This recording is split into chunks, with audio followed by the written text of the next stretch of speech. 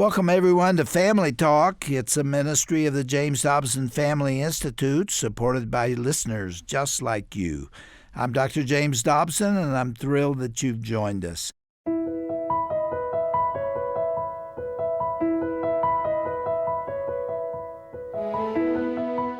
Welcome to Family Talk, the broadcast division of the Dr. James Dobson Family Institute.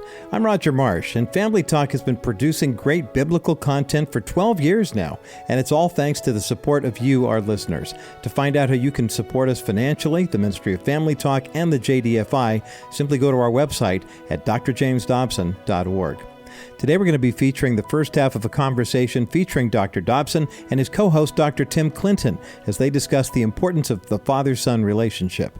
Dr. Dobson and Dr. Clinton have both had successful careers in various fields, but both of them at one point in their lives came to a moment where they had to decide whether their vocation or their family was going to take priority for their time.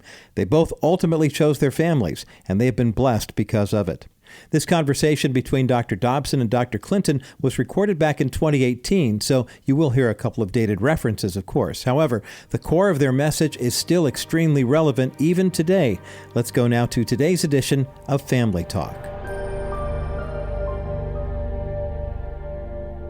Well, hello, everyone. I'm James Dobson, and you're listening to James Dobson Family Institute.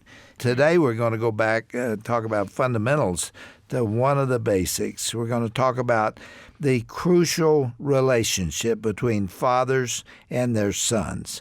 We'll talk about wives and daughters later, and in fact, we have many times. But today we're focusing primarily on that critical relationship, again, between dads and boys, and later dads and grown sons. All the way through life, that relationship is extremely important. Now, with us today is my colleague, Dr. Tim Clinton. He's part of us here at JDFI, and it's always good to have him here. We share so much in common. In fact, I don't think I've ever come across any of the basic things that I believe that do not burn within Tim Clinton as well. So, Tim, glad to have you back. And this has been an interesting summer for you, hasn't it? It's been a fun summer, and it's always great to be back in studio with you. There's so much energy and excitement around here. Oh. I marvel at the work of God in and through this organization. And Doctor, thank you for your faithfulness. You know, I saw a letter from a ministry just last week where they were literally begging for money and threatening to go off the air if they couldn't get the money. And I understand there are times of great need for a ministry, and sometimes you have to express them. But there is such energy here at JDFI.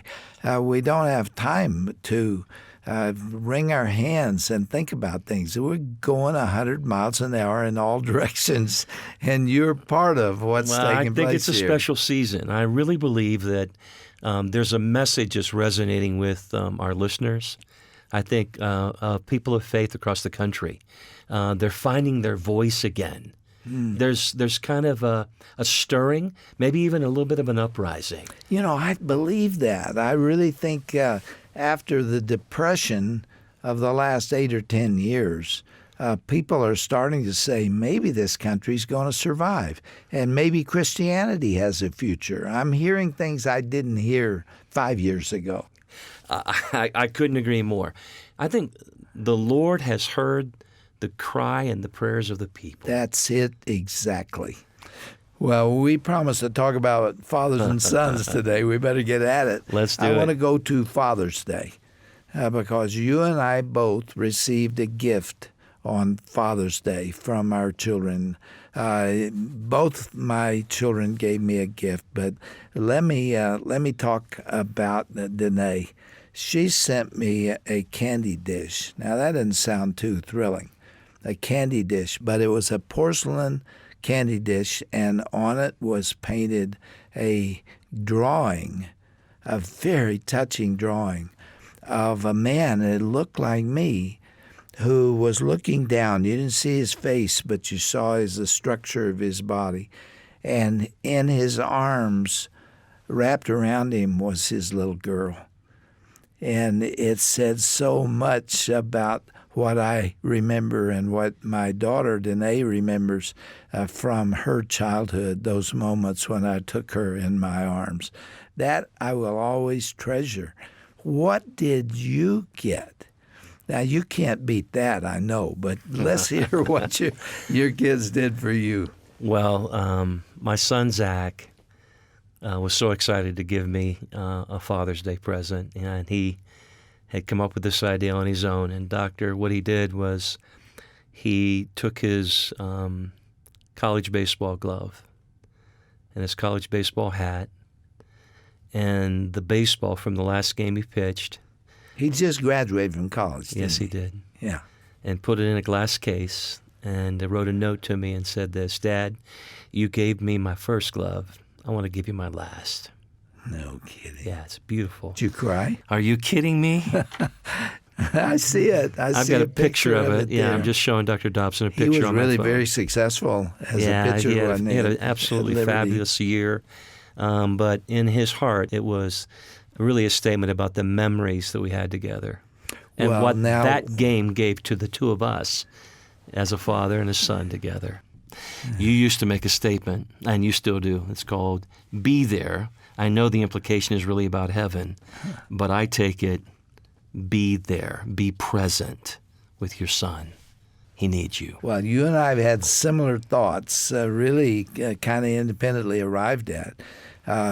2 years ago, I took my son, who's well grown now, and his son, my grandson, who is now 11 years old, took him to the Iliamna River in Alaska to fish together for 7 days. That was a highlight of my life, to be there with. Some other men came with us. It was an all-male thing. And, our effort was to show an 11-year-old how men think and what men do. And it was a bonding time for us. You've done the same thing, going to the same river. Yes, we did.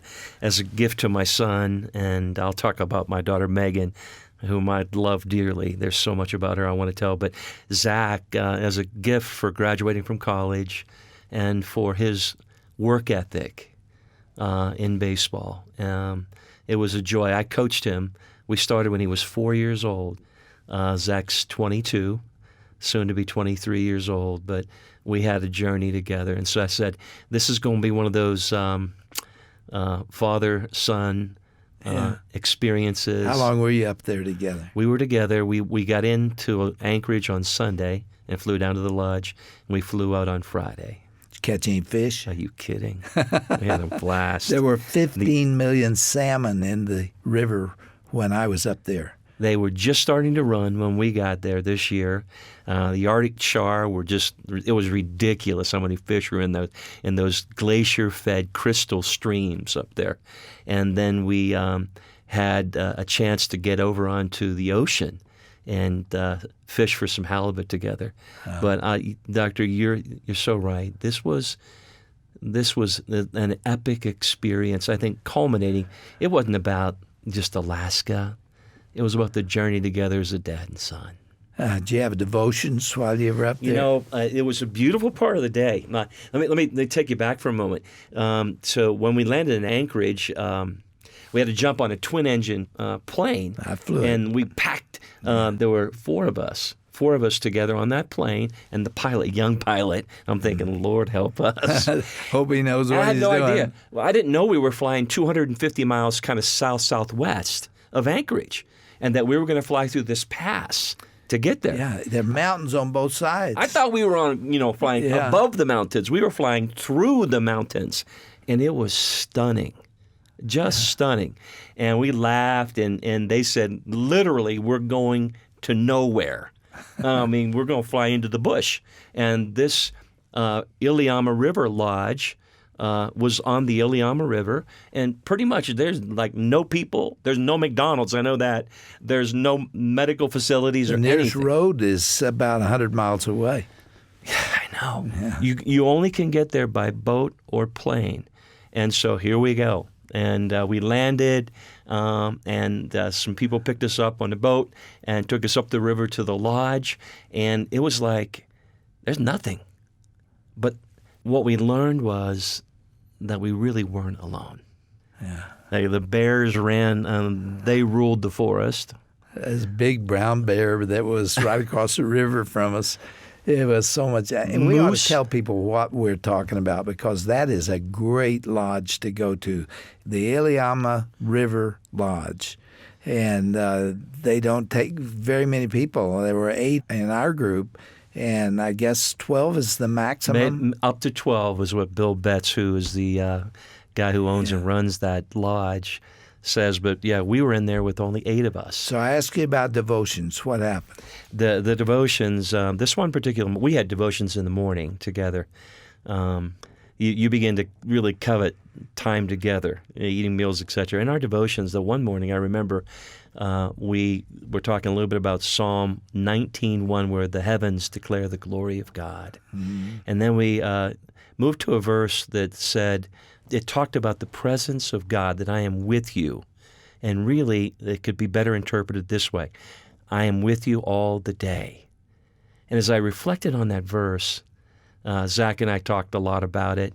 What was amazing to me was when you get into the bush and you unplug from all this social media insanity and more, you begin to connect in a unique way. Yeah. And truly, the heavens declare the majesty or the glory of God. I began to see and reflect on God in a completely different way. He was around us all the day. How did Zach respond? You know, he put his arms around me as we went to jump on the plane and take off, and he said, "Dad, I will never forget this experience." You and I not only see a lot of things the same, but our dads were very similar. They never met each other, but my dad started taking me hunting when I had a BB gun. I was 8 years old, and the most precious times of my life were with him. He made me feel like a man. And then when I was 13 and he gave me a .410, I knew I was grown, and I seemed to know what it meant to be a man. Did your dad do the same for you? My dad pastored for nearly 60 years in the hills of central Pennsylvania, but getting outdoors was something that was wired into him, and he gave it to us as a gift. We went hunting and fishing.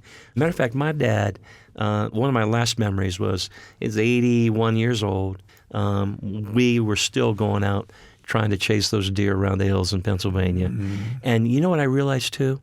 It wasn't about hunting. No. There were gifts from hunting and fishing and all that. For Dad, it was about us. Yeah, my dad was focused on me when we were hunting. Every other time he had cares, and like every other father was thinking about other things. But I'm telling you, when we were out there in what I call the big woods, because the trees were so big, and hunting quail or squirrel or whatever it was, we talked, we bonded together, and that's Something why happens. I loved it. It was a memory today. I remember an incident. So my dad took me turkey hunting. I was 12 years old. I had a double-barrel shotgun, 16 gauge, and I'd gone through hunter safety. And I remember walking behind my dad, and he was calling, and he had a gobbler answering him. And he said, "Let's go up this hill." And so I'm behind him, and as we started up the hill, my gun, bang, went off. Oh, my. And my dad was dancing all over the place. I mean, rolling up his pant legs and everything. Hit him? No. I had my gun pointed away and shot into the ground. But you scared him, After he collected himself, he looked at me and said, "Tim, son, I am so glad you had that gun pointed away like you were supposed to." He said, "I don't think we're going to get this turkey." He didn't get mad at you. He didn't get mad at me. He said, "I'm so glad." And hunter safety is so important to me.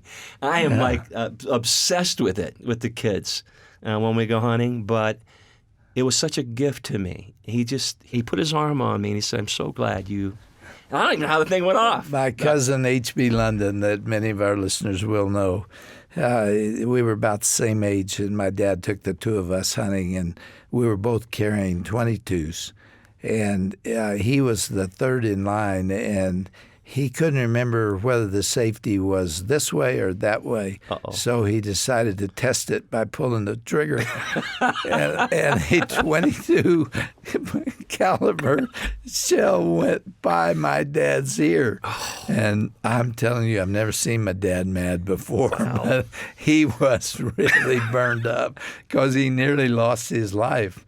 So you really do have to take the time if you're going to do this to And build those into the kids. experiences out there and the stories that get told and get passed generationally and more are gifts that we give to each other. The lessons you learn about being a man from men, it's a special thing. How do you even really talk about it? Well, we're about to go again. And Ryan and Lincoln and I are going to Canada, northern Canada, to fish and to hunt. And I can't wait to get up there because it's a reconnection.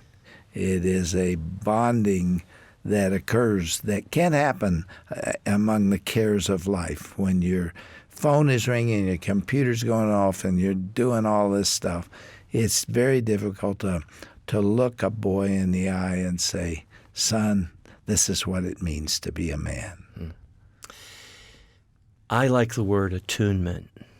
I've learned that in these moments, you begin to dial in closer. You begin to see into each other's eyes, into each other's hearts, things that resonate together, things that begin to connect together as father and son. I know when we were up in Alaska, the conversations that Zach and I would have, even while we're on the stream, just the two of us, that would take place, and the fun. We'd be laughing and catching a fish and then telling a story. Hey, Dad, do you remember? Yeah. Yes, I remember. And that bonding piece, and I'm going to use this word. I want parents to hear us. Being attuned to your son or daughter takes deliberate intention. And when you're able to give unadulterated time, when you're able to give pure, I'm here for you, I'm in this moment, I hear you, you matter to me, it screams volumes to that child. I said many, many years ago during my film series, that was 1978, that values are not taught to children. They're caught by them. And they can't catch them if you're never with them and you're not talking to them and tuned into them. I've often said that when the boys get together, again, there's something that happens. You know, for us, when we get up to our camp, we go to a restaurant and have a little breakfast together, have a breakfast eating contest. Yeah. They're crazy. The young guys are they're insane, trying to throw down these pancakes. But that starts the journey. And we get out and ride four-wheelers, Dr. Dobson. We get into the woods and do work, put up tree stands, different things. We start talking about the game that we're going to hunt or the fish that we're going after in the streams. You get out there around a campfire at night and begin to talk. You're out throwing a football around, and you're disconnected because where we're at, you can't use your phone. You know that? And what begins to take place, you're right, is this generational flow. And the stories and the activities together and the work, the industry that you have to do to take place, it begins to speak into our hearts. You've been a very busy father. Not only have you been a professor for about 30 years at Liberty University, you've written more than 30 books, and you speak, you write, you do all these things. But you found time to do this. Well, let me tell you How in the world do you had? I did it too. We need to tell our listeners how you get that done. I had a moment, and it was back to a broadcast that you had done, and I was way beyond my limits. I was out of control. I was a young maverick trying to prove my worth and find my way. I listened to this broadcast on my way home one afternoon, and it so moved me. It was about kids and the outdoors. And I kept thinking about my daughter, Megan, and my young son, Zach, at the time. I'll never forget coming home, and Zach was like 2 at the time. And his very first sentence, he put a couple of words together as I walked in the door that day. And Zach comes running over to me, wide open. I mean, wide open. He's like 2 or 3 years old. Dad! Okay? And he looked at me, and he looked down at my shoes, and he says, shoes off. Huh. Shoes off. Is that right? But it so moved me because I thought, He wanted you to sit that down meant, and Dad, talk to you him. come here with me. And I remember later going outside, and the sun was bright, but there were leaves everywhere. And I thought about as a boy how we used to rake those leaves together, and we would jump in them. And we had such a time doing that. And I said, Tim, you're missing all this. You're missing your kids. You're missing everything. What are you doing? I mean, it doesn't make any sense. And that statement, what does it gain a man if he wins the whole world and loses his own kids? And Tim, are you going to do that? Is that what you're going to do? And you're going to defend it because you're, quote, doing Christian things? Or are you going to be a dad? And I remember tears started coming down my face, and I said, I don't want to do that. I don't want to lose my kids. I'm going to do everything I can to not be at the game. I'm going to coach the game. I made decisions where I said, I'm not going to travel and speak. I'm going to cut everything. I'm going to start changing the way I do my life. And it was a broadcast that God used that said, get your tail home. And how early was that? That was when I was a young father. And I'll tell you, I never forgot that moment because it was really about the outdoors. You were talking about kids, and get your kids outside. Yeah. And it was one of those kind of broadcasts. And I'll never forget this. I reflected on the gifts that were given to me through my own dad.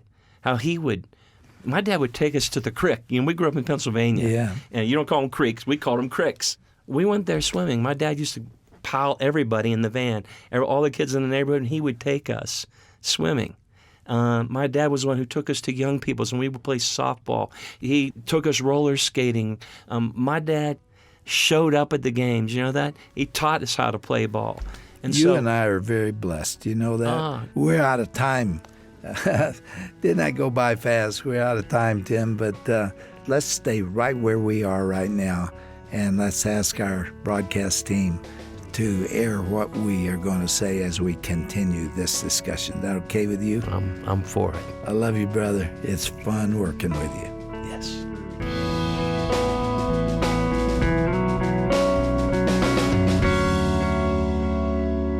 Psalm 127, verse 3 reads, "Children are a heritage from the Lord, offspring a reward from Him." The Dr. James Dobson Family Institute is dedicated to helping parents leave a legacy for their children. And like Dr. Dobson just said, character isn't taught, it's caught. Dads, you are so important in the lives of your kids. If you're looking for resources or advice on how to connect with your son or your daughter and what it means to parent well, be sure to give us a call. We're here for you 24 hours a day, 7 days a week, to answer your questions about family talk, to suggest a resource for your parenting journey, even to pray with you. Our number is 877-732-6825. Again, that number is 877-732-6825. You can also find lots of great biblical content and resources on our website at drjamesdobson.org, and that includes Dr. Dobson's best-selling book on the topic of manhood called Straight Talk to Men. Find that book and more at drjamesdobson.org. And if you missed any part of today's broadcast, you can always listen to it once again by visiting our broadcast page on our website, drjamesdobson.org/broadcast. Now, before we leave for today, I want to remind you about another resource that is now available from the Dr. James Dobson Family Institute. It's our weekly public policy emails. Our public policy team breaks down the policy issues in our nation that affect the family, then wraps them in a biblical worldview just for you, our listeners. We want to equip you to think critically and biblically about what's going on in our nation so that you can understand the truth and get involved. To sign up for policy emails, go to drjamesdobson.org/policy. That's drjamesdobson.org/policy. Well, we're out of time for today. Be sure to join us again tomorrow when you'll hear the conclusion of Dr. Dobson and Dr. Tim Clinton's conversation on the topic of fathers and sons, getting back to basics. I'm Roger Marsh. Thanks for listening today to Family Talk.